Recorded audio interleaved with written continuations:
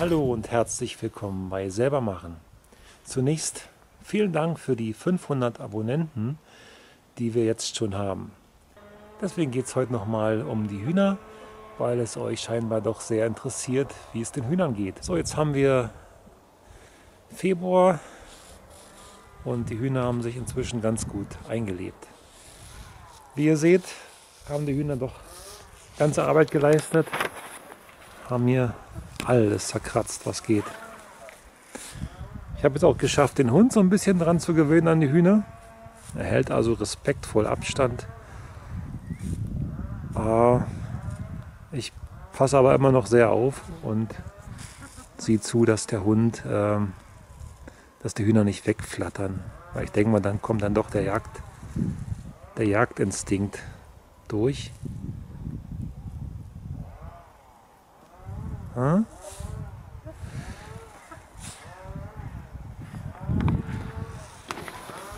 So, wir gehen zunächst mal in den Stall. Da will ich noch ein paar Sachen erklären und zeigen, was wir so inzwischen für Erfahrungen gemacht haben. Was hat sich so in den letzten Wochen und Monaten gezeigt? Also einmal, der Abstand zwischen dieser und dieser Stange ist zu groß. Es ist zu hoch, um mit den Füßen hier runter zu laufen, zu steigen. Und das ist zu wenig, um zu fliegen, zu wenig Platz zum Fliegen. So, also einmal ranholen, sitzt dann nochmal hier drauf zum Schluss und fliegt dann nochmal den ganzen Weg hier raus, so mühsam. Also das sieht sehr ungeschickt aus. Sparwas und fliegen. Dann haben wir die Nester hier. Die Hühner nutzen jetzt, also 6 Hühner, die nutzen jetzt wirklich alle 3 Nester hier.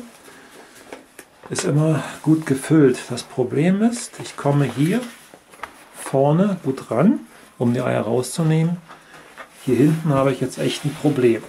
Also entweder mache ich meine, da liegen 2 Eier wieder drin, wie man sieht. 2 braune. So, also ich komme nicht ran, ohne mich hier total einzumisten mit diesem weißen Kalk, den ich hier rangestrichen habe. So, ich muss also hier so eine Hake nehmen und die Eier ein bisschen vorrollen, damit ich da überhaupt rankomme.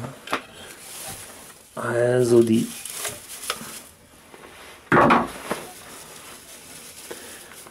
das hintere Nest ist zu weit hinten.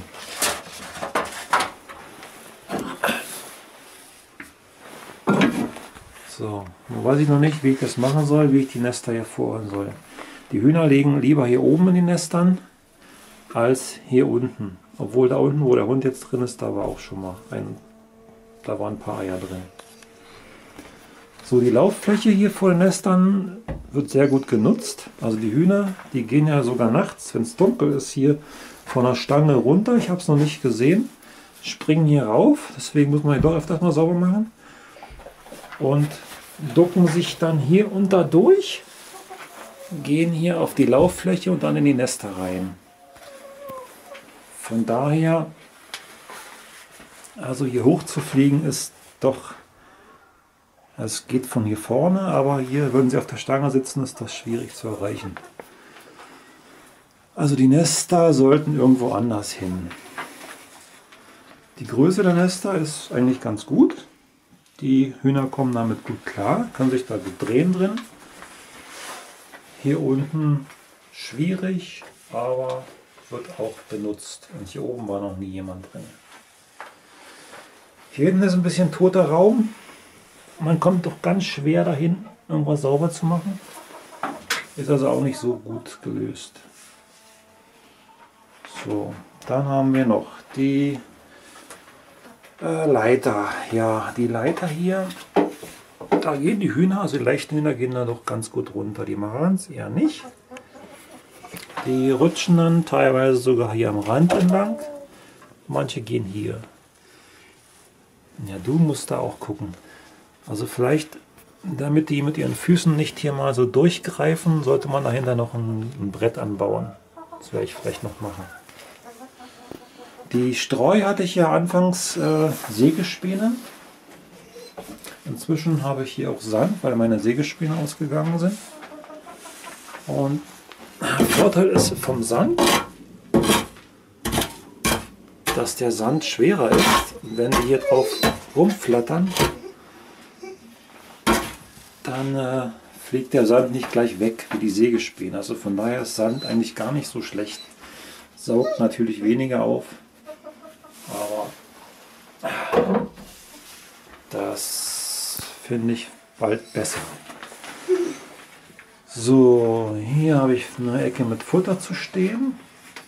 Lockt natürlich Mäuse an. Wenn im Stall Futter steht, lockt das Mäuse an. So Größe hatte ich ja schon gesagt. Ist nicht üppig groß, ne? Aber es reicht für 6, 7 Hühner, reicht diese Größe gerade so aus. Hier habe ich jetzt im Winter das Wasser mal drinnen zu stehen und damit es nicht so schnell einfriert. Ja, was wollte ich noch sagen? Jetzt kommen wir mal zum Vorbau hier. Ich habe jetzt hier aus Pappe so ein bisschen Windschutz angebaut, damit das nicht so sehr durchzieht hier, wenn die draußen sich aufhalten. Wenn im Winter der kalte Wind hier durchpfeift, das ist schon doch sehr unangenehm. Ja, dann ja, Lichtstrom ist gut. Also ich habe hier wirklich wunderbar Licht und Strom und habe hier eine Zeitschaltuhr angebaut, die, ja, warte mal, Billy, die habe ich so eingestellt, dass die wenn es dunkel wird, jetzt um 5:30 bis kurz vor 8 geht das Licht an und schaltet mir draußen das Licht ein, sodass die immer noch eine ganze Weile hier abends am Gange sein können. Also Licht ist schon sehr wichtig. Licht, Strom sollte sich unbedingt in einem Hühnerstall einbauen. Ja, kommen wir gleich hier draußen zu dem Dach. So, also wenn es regnet, dann plattert der Regen hier rauf und macht einen Krach, das ist kaum auszuhalten. Ich weiß nicht, ob die Hühner sich schon daran gewöhnt haben. Nicht mal an, aber es ist doch sehr unangenehm und ich glaube, dann gehen sie auch nicht gerne in den Stall, wenn es regnet. Oder sind nicht gerne hier im Unterstand. Ja, so preisgünstig das Dach ist, so ein Blechdach, so laut ist das Ding aber auch. So, also eigentlich fliegen die über so einen kleinen Zaun hier rüber. Ja, prima.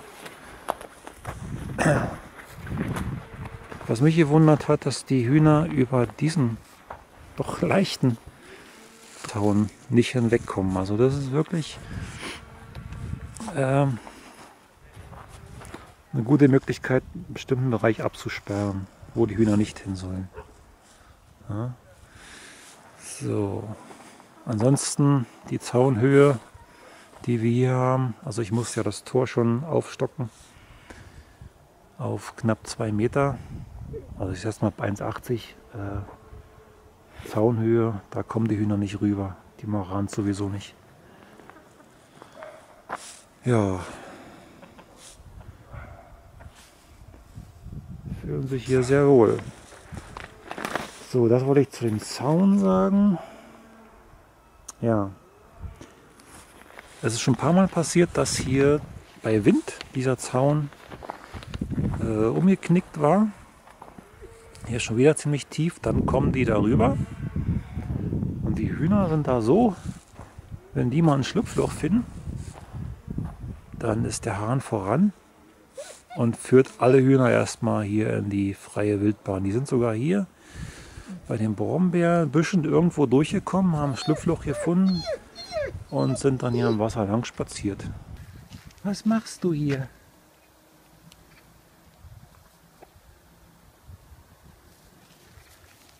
Nur wieder zurück, komm. Nur habt ihr genug hier, komm. Komm zurück. Ja, dann noch zum Hahn. Der Hahn hat natürlich einen großen Vorteil.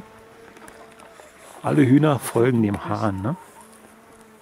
Also wenn der mal irgendwo hingeht, Ja, wo bist denn du hin? dann sind alle Hühner hinterher. Wieder zurück, wo ihr hergekommen seid. Darum nennen wir ihn auch Mister Ich weiß wohin, Nee. weil er immer so tut, als Wo ob seid er ihr weiß, wo er hergekommen? hin will. Zurück. So, der Vorteil ist dann aber, wenn der mal ausbüchst mit seinen Damen hier, dann braucht man eigentlich bloß den Hahn zu dirigieren und die Hühner, die folgen automatisch. Ich habe da mal versucht, ein Huhn, als die ausgebüxt waren, in eine andere Richtung zu dirigieren. Das war nicht erfolgreich. Das ist dann immer Richtung Hahn gegangen. Und erst als ich den Hahn geführt habe oder in die richtige Richtung dirigiert hatte, kamen die Hühner hinterher. Also von daher ist der Hahn, wenn man mal spazieren geht mit den Hühnern, das zeige ich euch auch nochmal, doch von Vorteil. So, das soll es erstmal gewesen sein. Ich werde dann noch ein paar Videos machen, um mal zu zeigen, wie die Hühner so ticken, wie die sich verhalten und werde mit denen mal spazieren gehen. Das seht ihr dann irgendwann später. Bis dahin bleibt uns treu und wenn ihr uns noch nicht abonniert habt, dann klickt gerne auf den Abonnieren-Button. Wenn es euch gefallen hat, gerne einen Daumen hoch. In diesem Sinne, bis zum nächsten Mal. Bis dahin.